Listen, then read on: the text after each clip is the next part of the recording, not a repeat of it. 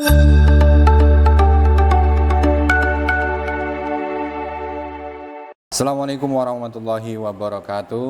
Selamat datang di podcast Siniman, diskusi informatif kinerja dan beriman. Jadi senang sekali kita bisa kembali hadir menemani sahabat sekalian dalam bincang yang membuka wawasan, menguatkan nilai sekaligus menghadirkan perspektif yang lebih sejuk dan berimbang. Pada episode kali ini kita akan mengangkat tema yang sangat dekat sekali dengan kehidupan kita sehari-hari, yaitu generasi Z dan moderasi digital. Jadi pada kesempatan kali ini kita sudah kedatangan narasumber yang saya pikir sangat kompeten di bidangnya, yakni Bapak Faisal. Apa kabar, Ustaz? Alhamdulillah sehat. Jadi kita langsung saja ya, masuk ke dalam temanya. Jadi apa sih yang dimaksud dengan generasi Z ini? Ya. Jadi yang perlu kita pahami dulu tentang istilah dari generasi Z itu. Memang sih kalau kita buka-buka literasi itu ada tidak seragam tentang siapa sih generasi Z ini memang, tapi secara umum generasi Z itu adalah mereka yang lahir antara tahun 1997 atau 1998 sampai 2012 ya. Karena kalau di atas 2012 itu sebutannya udah lain lagi itu. Itu disebut dengan generasi alfa.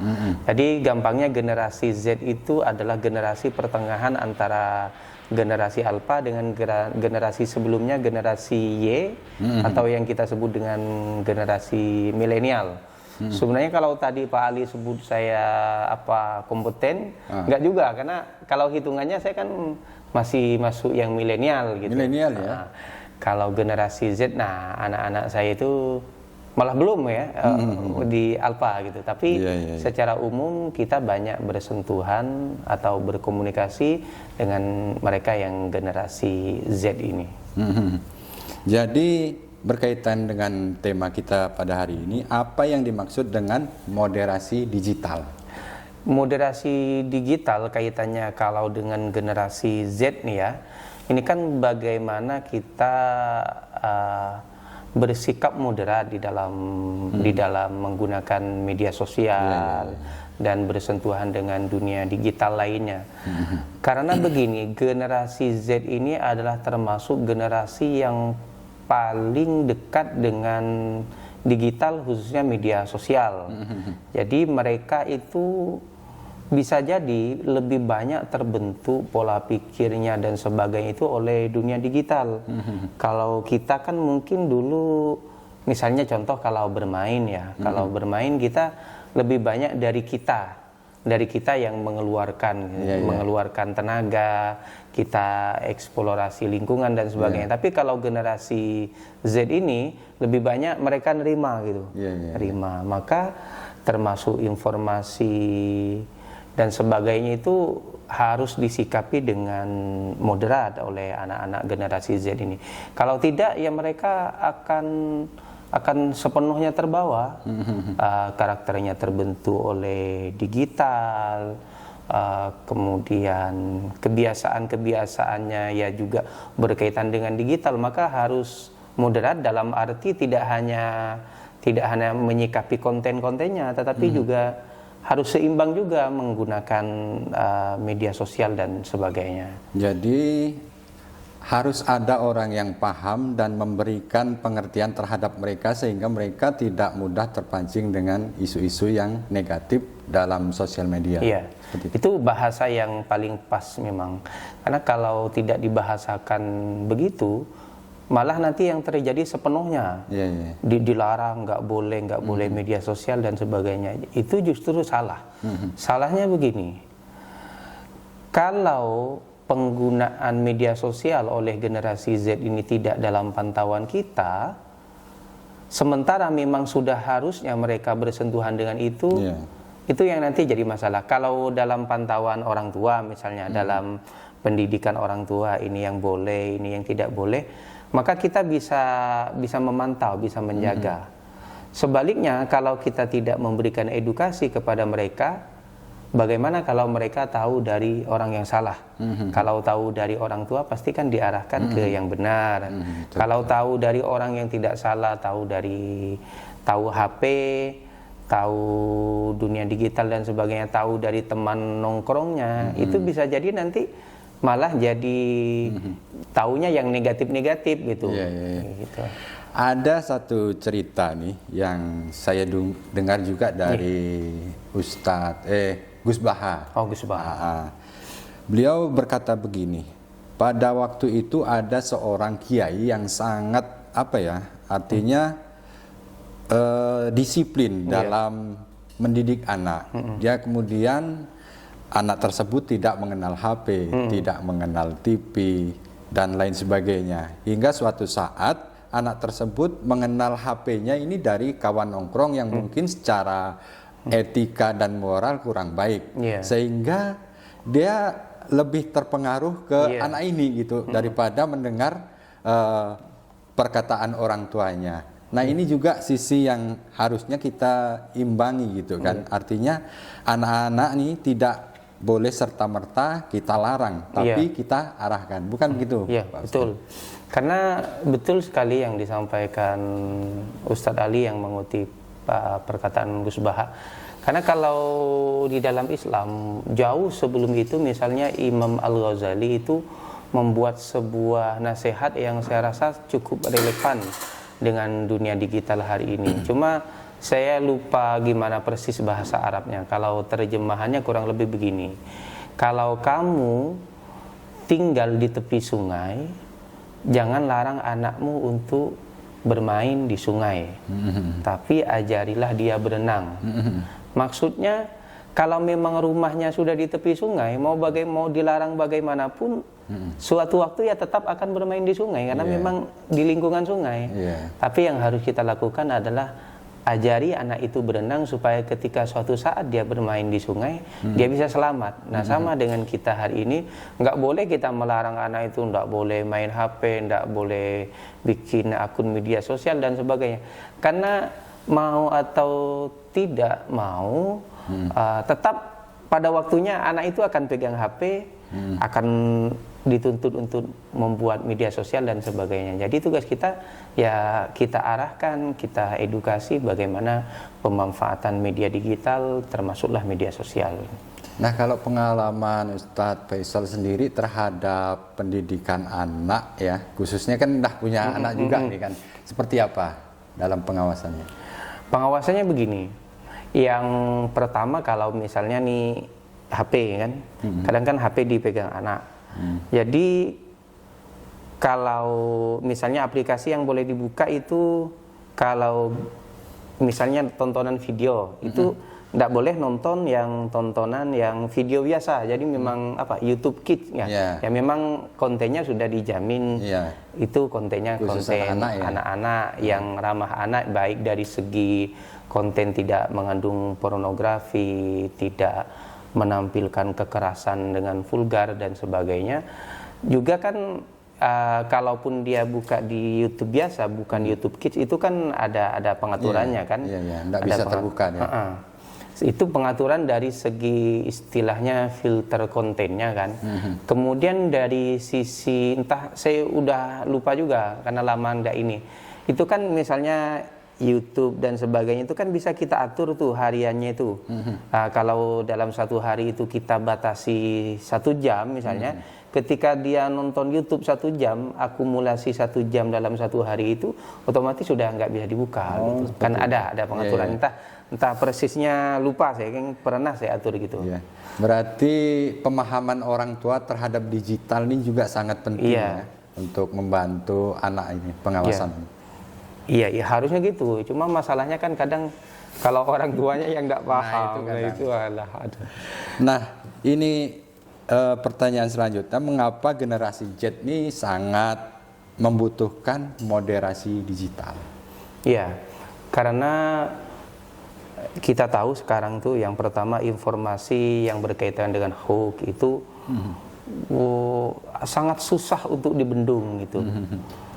Informasi yang berkaitan dengan hoax, informasi yang kaitannya dengan ujaran kebencian, belum lagi konten-konten negatif lainnya.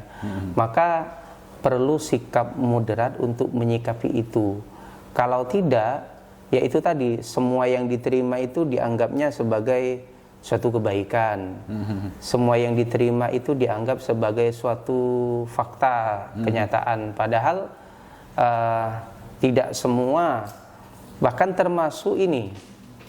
Biasa kan ada konten entah apa, tutorial apa namanya kan, membuat ini, membuat itu. Kadang itu kan sebenarnya fake juga itu, penipuan. Konten hiburan gitu. Konten hiburan yang misalnya eksperimen tuh kan, membuat ini. Padahal sebenarnya itu konten aja. Memang kalau ditiru itu kan nggak bisa jadi seperti yang di konten itu kalau hiburan. Nah, bagaimana kalau seandainya untuk hal-hal yang serius kemudian dipraktekkan malah jadi salah. Jadi itu kuncinya, moderasi digital penting, karena memang sedari awal interaksi mereka itu lebih banyak dengan itu. Kalau generasi kita mungkin pada awal-awalnya lah agak nggak langsung bersentuhan ya. Begitu. Nah, saya juga pernah dengar perkataan seperti ini, informasi yang jahat atau yang tidak benar, kalau kita istilahnya kita terima terus menerus, lama kelamaan informasi tersebut akan kita anggap sebagai sesuatu yang benar. Iya, mungkin ini agak ada kaitannya dengan apa yang disampaikan Bapak Dahlan Iskan kalau nggak salah. Jadi beliau itu punya istilah kebenaran cara baru, atau apa istilah teknis yang pas. Ya, intinya pada itu. Kemudian karena ini sudah terlalu sering, terlalu begini, tiba-tiba itu dianggap sebagai sebuah kebenaran. Nah, kebenaran model baru, ya itu tadi, walaupun sebenarnya dia nggak fakta, cuma karena udah terulang sering ya. Apalagi banyak yang dari kalangan akademisi misalnya yang membahas masalah itu, dan percaya. Dan ini sebenarnya kalau kita di Islam itu sebenarnya polanya itu sudah ada. Misalnya pada kisah Siti Aisyah itu kan pernah dituduh berselingkuh. Pola ini yang kadang dipakai oleh buzzer atau apa hari ini untuk membuat hoax. Hoax itu atau berita bohong itu kan rumusnya, hoax yang paling canggih adalah yang disertai fakta di dalamnya.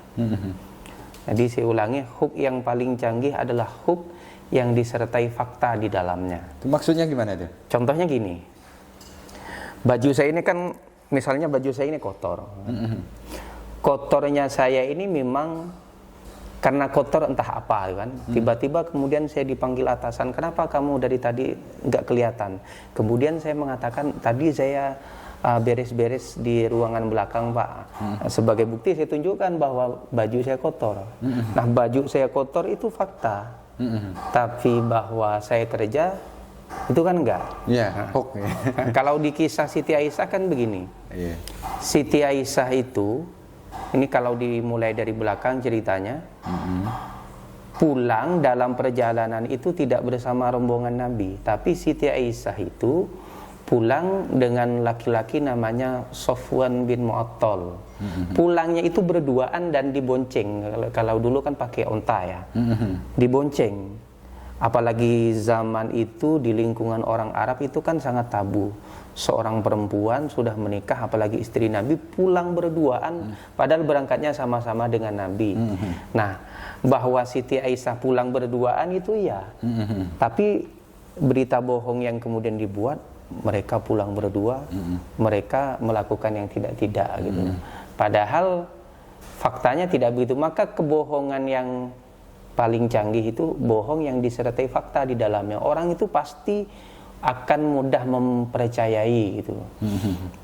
Padahal fakta yang sebenarnya itu, Nabi bersama rombongan berangkat membawa Siti Aisyah, karena itu awal-awal menikah Siti Aisyah itu masih agak kurus ya.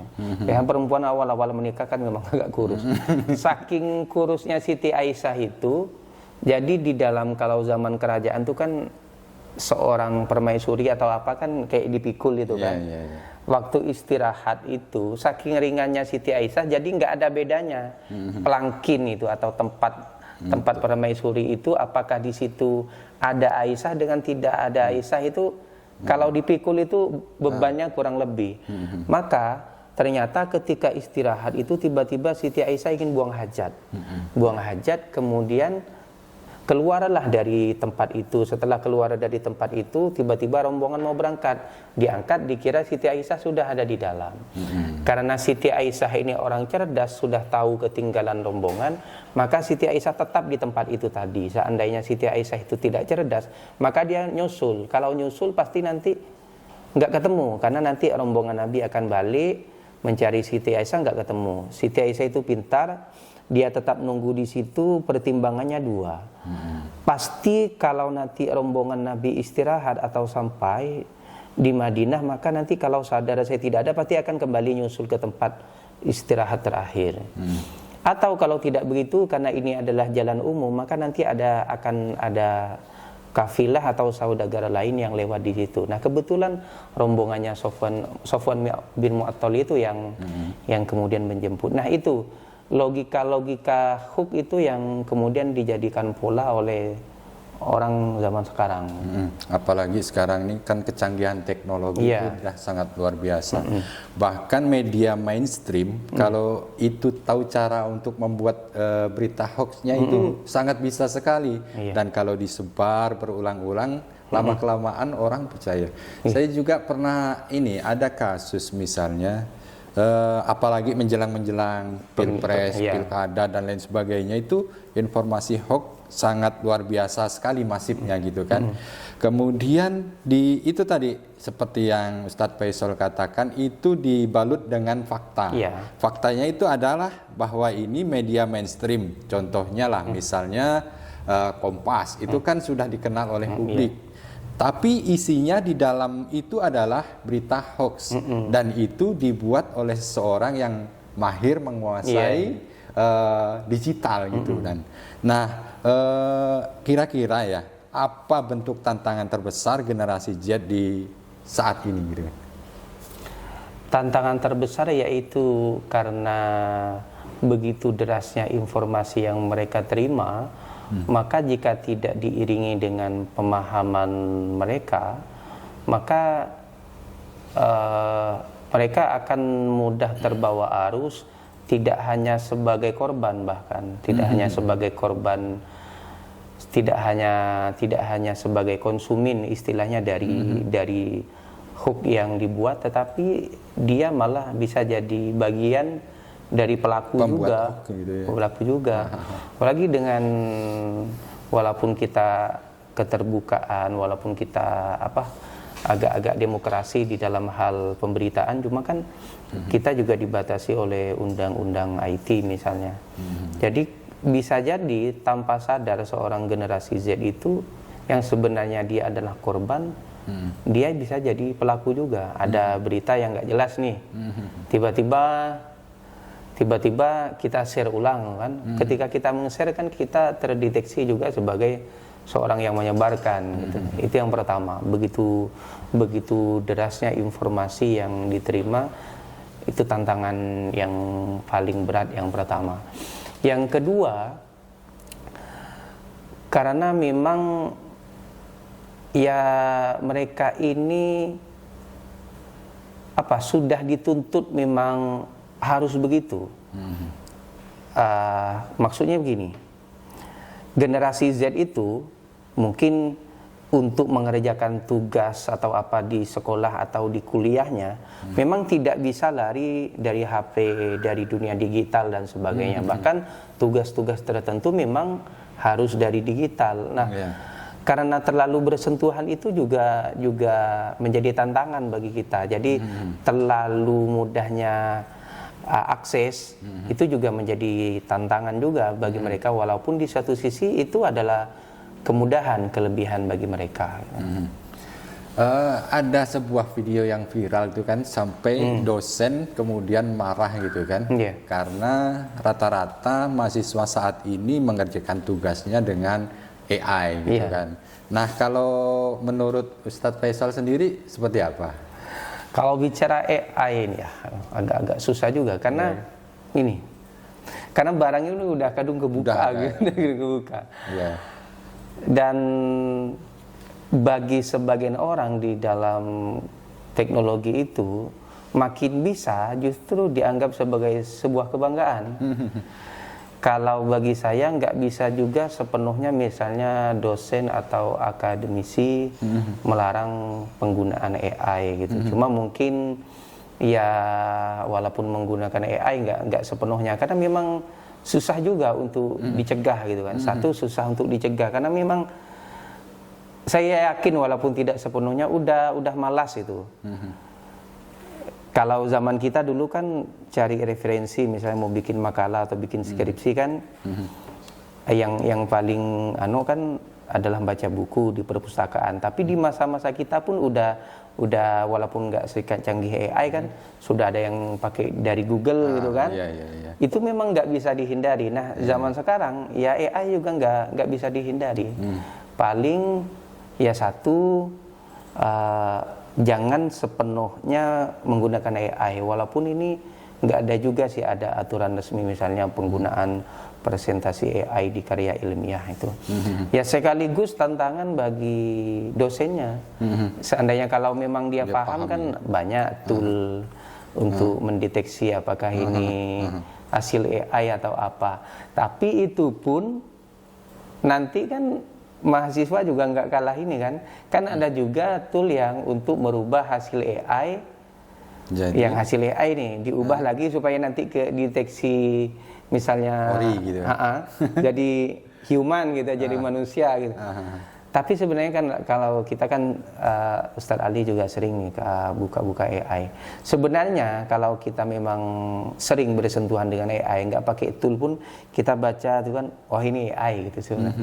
Sudah khasnya rasanya itu bisa dibaca. Tapi kalau misalnya kita ambil dari sisi positifnya, karena memang barang ini kan sudah ada, jadi mau tidak mau harus kita manfaatkan. Sama halnya seperti misalnya dulu internet ketika masuk itu kan menjadi ancaman. Tapi ketika kita sudah menikmati barang tersebut, maka secara otomatis itu malah akan membantu pekerjaan kita. Demikian juga dengan AI.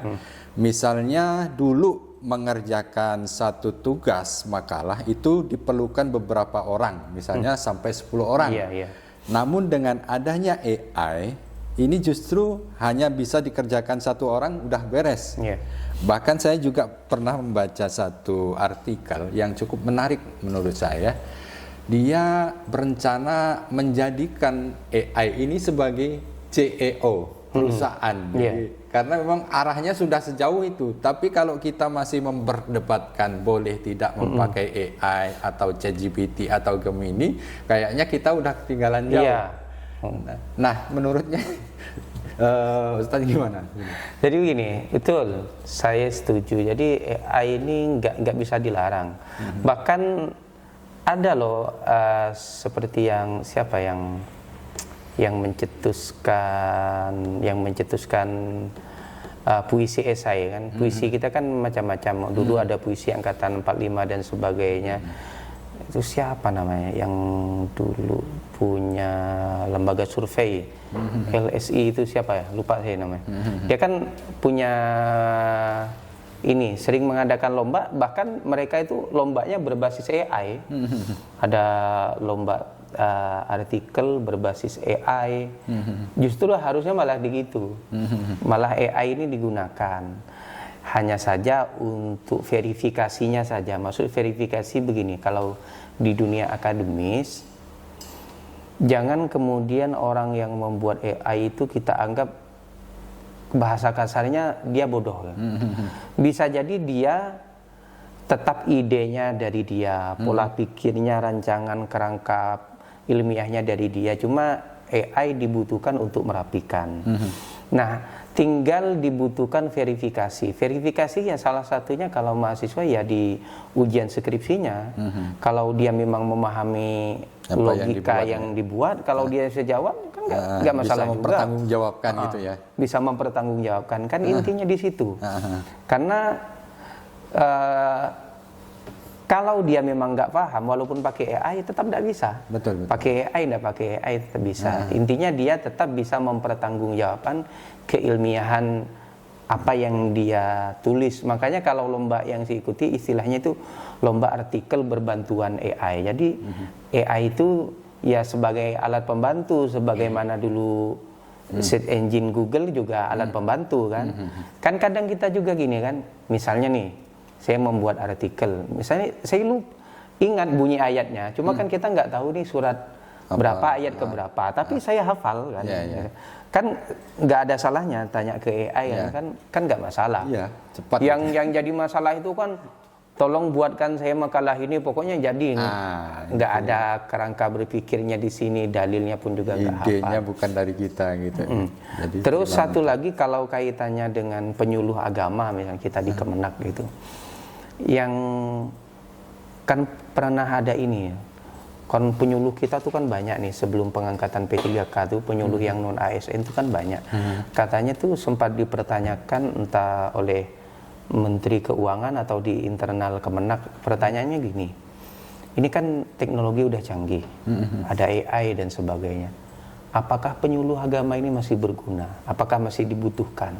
Karena umat udah tinggal buka AI kayak ini. Itu katanya lama untuk menjawab, cuma akhirnya ketemu jawaban yang itu satu kata ya. Apa?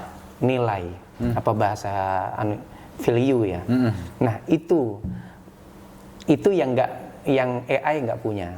Kalau bahasa kita itu mungkin akhlak atau apa. Jadi AI, ChatGPT dengan segala apa yang lain-lain itu dari segi knowledge, pengetahuan kan iya, cuma dia nilai nggak punya. Nah kalau kita, karena kita orang kan punya badan, punya perasaan dan sebagainya, nah nilai kita itulah yang kemudian membedakan kita dengan AI gitu. Jadi ada sosok keteladanan. Kalau misalnya ada orangnya nih kan teladannya misalnya tingkah lakunya bagus, kita bisa mengikuti. Tapi kalau AI dia mau kalau masalah pengetahuan luar biasa. Jauh gitu. Hafal mau hadis apa muncul di sini kan gitu. Apa peran Kementerian Agama dalam hal ini khususnya penyuluh agama ya dalam moderasi digital. Moderasi digital bagi generasi Z. Yang pertama tentu inovasi kontennya. Kontennya itu perlu diinovasi. Konten atau isi dakwah kalau yang konvensional misalnya di hari-hari besar hanya melulu bicara tentang sejarah. Ya bukan berarti itu tidak penting, tetapi mesti disesuaikan. Nah, yang dibutuhkan anak-anak muda generasi Z itu sekarang apa gitu. Ya kita harus disesuaikan dari segi kontennya. Karena kalau di dalam apa namanya? Di dalam metode dakwah itu kan ada istilah berbicaralah kamu sesuai dengan kadar akal mereka. Jadi kalau bicaranya nanti halal haram, bicaranya nanti di neraka orang yang malah jadi ngantuk itu. Dari segi kontennya. Kemudian ya dari segi medianya juga kita penyuluh agama juga harus aktif di media-media yang biasanya digunakan oleh generasi Z, entah itu di Instagram atau di TikTok. Jadi nggak cukup dengan di majelis taklim, kemudian juga nggak cukup dengan hanya di mimbar-mimbar, itu sudah 2. Kemudian yang ketiga kalau memungkinkan ya style kita juga. Ini kalau ini yang susah. Stylenya ya mungkin pertama dari mulai penampilan nih. Kalau biasa gitu kan. Jadi disesuaikan. Kalau modelnya apalagi pakai jubah kan orang dah ngeri ini. Pak Ustadz. Dari segi penampilan kan.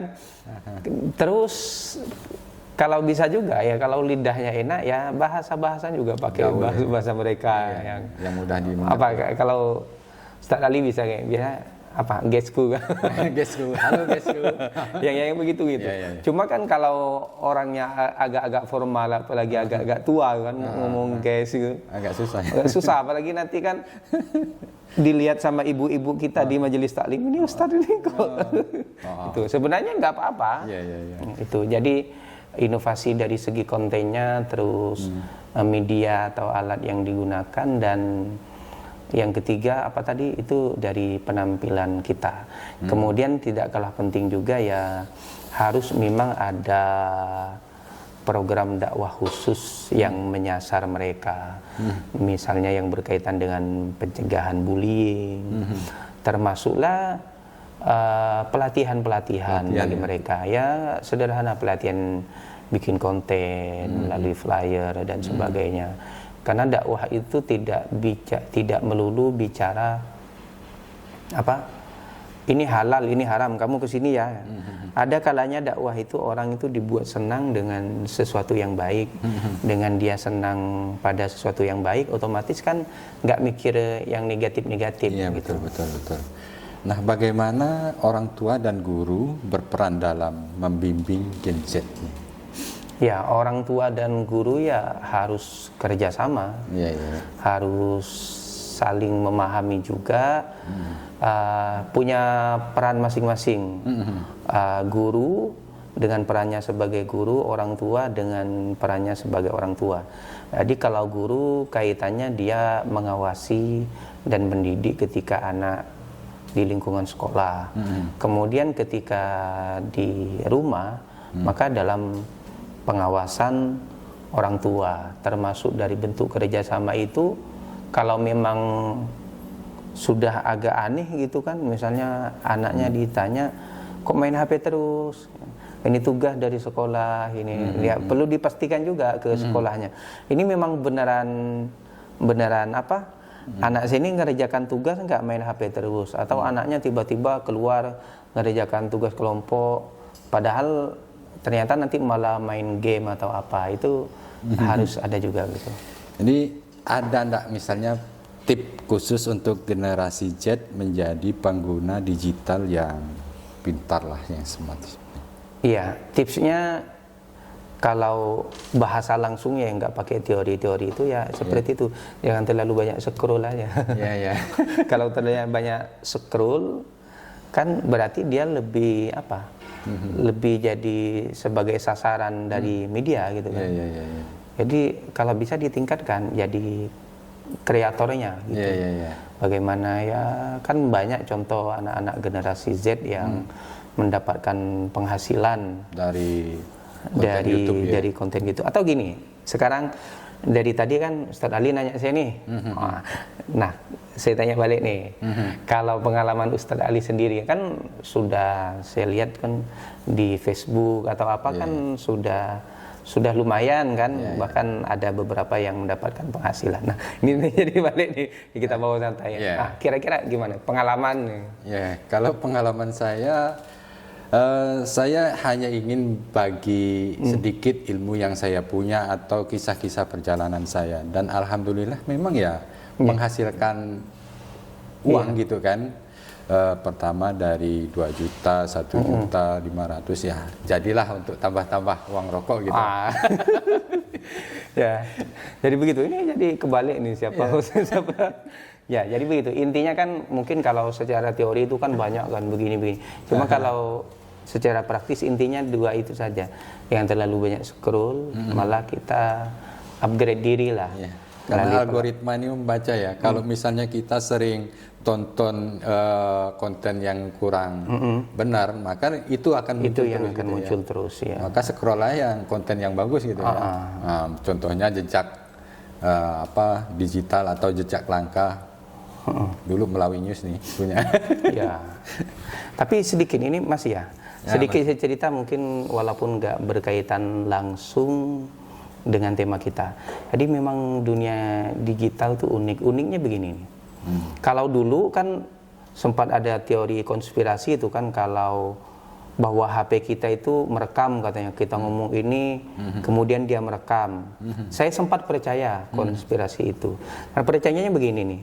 Misalnya hari ini nih, kita ngomong nih tentang keluhan saya, misalnya saya ginjal saya bermasalah, takutnya kan. Kita nggak buka HP, nggak buka apa tuh. Tiba-tiba nanti ketika buka di Google tuh kan, di yang itu tiba-tiba banyak yang di bagian beranda utama Google itu muncul ada ginjal dan sebagainya. Saya sempat percaya itu. Tapi sebenarnya nggak gitu caranya katanya. Caranya modelnya itu begini nih. Kita misalnya hari ini kita kan 6 orang kumpul di sini nih. 6 orang kumpul di sini. Itu terbaca kita di satu titik. Misalnya salah satu dari kita, entah yang dengar atau apa, kemudian browsing, maka secara algoritma itu saya juga akan dikirim itu karena menerima informasi itu. Makanya sering begitu. Misalnya gini, kita sering duduk dengan orang yang mohon maaf misalnya terlibat pinjaman online atau judi online dan sebagainya kan. Kawan-kawan kita kan nggak tahu kan. Misalnya ada 10 orang, pernah mungkin sampai beberapa kali kita satu tempat dengan dia. Nah nanti walaupun kita nggak pernah buka judi online dan sebagainya, tiba-tiba kadang muncul di iklannya. Kalau judi online nggak lah mungkin di iklan, tapi kalau kayak pinjaman online itu bisa timbul walaupun kita nggak pernah buka aplikasi itu, nggak. Karena itu tadi kan kita dianggap pernah bersama dengan orang yang sampai segitunya. Karena memang kontak kita juga berhubungan langsung dengan mereka kan gitu. Sampai segitunya. Jadi bukan seperti teori konspirasi katanya HP kita merekam setiap pembicaraan itu meledak itu kalau sampai tiap direkam. Betul. Nah, mungkin ada sebagai pesan penutup lah sebelum dialog kita sudahi. Pesannya seperti apa? Yang pertama untuk generasi Z-nya dulu nih. Kita harus jangan ambil mudahnya di dunia digital, karena apa-apa itu kalau kita ambil mudahnya maka yang akan kita terima itu adalah susahnya. Maksudnya kalau kita ambil mudahnya, kita scroll aja itu, scroll kan nggak terasa tuh 3 jam 4 jam, tiba-tiba akan banyak hal-hal yang memang harus kita lakukan di dunia nyata itu tertinggal gitu. Mau berangkat kerja terlambat, mau ngerjakan tugas sampai dikejar-kejar dan sebagainya. Karena kita asik dengan hal-hal yang nyaman. Maka di dunia digital itu buat menjadi susah, kalau kita buat jadi susah, maka hasilnya menyenangkan. Buat jadi susah itu misalnya ya kita gunakan HP kita, laptop kita untuk mengerjakan tugas, untuk mencari ide konten, untuk menyelesaikan pekerjaan kantor itu kan nggak mudah kan, kita harus mikir, mungkin harus bikin ini, bikin rumus Excel dan sebagainya. Tetapi hasilnya akan enak. Tapi kalau kita enak-enakan scroll tetap efeknya nggak baik gitu. Kemudian untuk orang tua, guru dan sebagainya ya tetap mau bagaimanapun kita harus mengawasi anak-anak kita, khususnya yang generasi Z ya. Kalau ada istilah begini tuh, kita bukan nggak percaya ke anak kita, tapi kita nggak percaya dengan setan yang merasuki pikirannya. Nah itu yang kadang kita percaya anak kita baik, cuma kan setan itu segala cara untuk merasuki, maka kita harus mengawasi ya. Tapi itu tadi jangan kemudian sepenuhnya dikekang, malah jadi berontak dia nanti. Mungkin begitu sebagai pesan penutup. Mudah-mudahan kemudahan akses bagi generasi Z ini menjadi berkah, bukan menjadi musibah atau malah membawa bahaya gitu. Oke, terima kasih banyak Ustadz Faisal atas kesempatannya pada hari ini. Mudah-mudahan bermanfaat untuk kami dan Anda yang ada di luar sana. Terima kasih atas perhatiannya. Assalamualaikum warahmatullahi wabarakatuh. Waalaikumsalam warahmatullahi wabarakatuh.